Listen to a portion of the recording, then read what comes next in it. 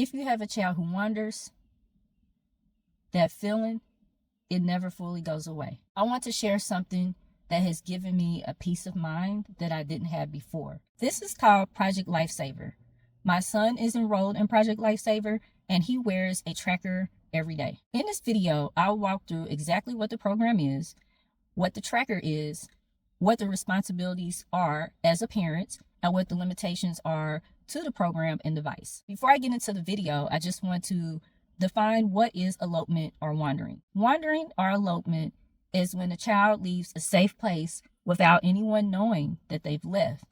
And the concern is not just that the child has gone away, but also that the child does not realize that they could be in a dangerous situation, such as running into traffic, running into a body of water. As a parent, wandering and elopement is something that I've already experienced. My son got out of the house and it was extremely scary. I panicked. I didn't know what to do. The first thing I thought was, he can't communicate to anyone who he is, where he is. Also, he doesn't know about safety, like not going into the street or going into the woods. And so for me, every year, the concern is getting more intense because as he gets older, he's getting stronger, bigger. So for me, I'm looking for ways to increase safety.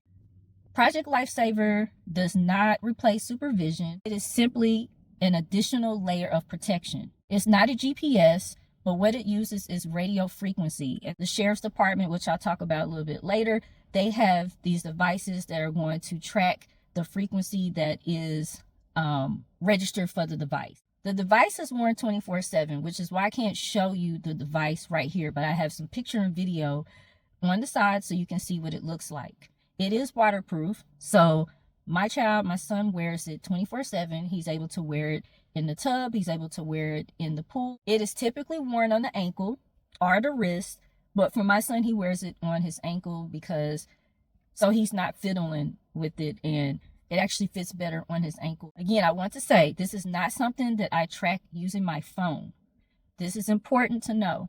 So if my child wanders, I am responsible for calling 911 and getting in contact with the law enforcement office and letting them know that my child has wandered off. And then they will come out with their device and they will use this and search. Let's talk about the enrollment process.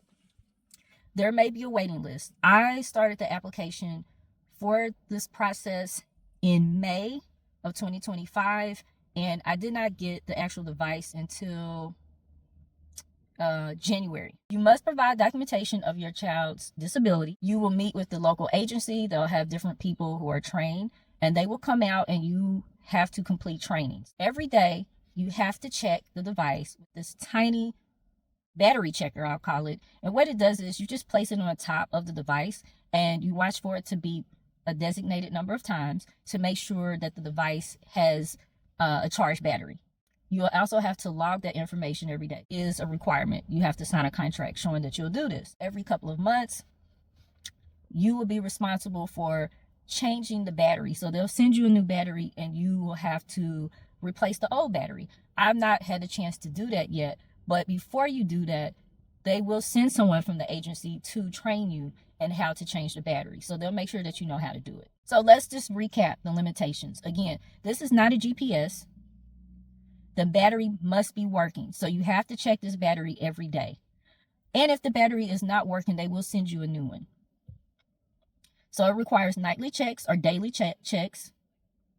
Coverage depends on your local agency. It's not something that's going to probably be your primary source for preventing elopement or for tracking. This is just a layer of protection or a layer of monitoring added. Even if you never need this device and you never have to call an agency, this just gives you a little bit more peace of mind so that you can sleep a little easier.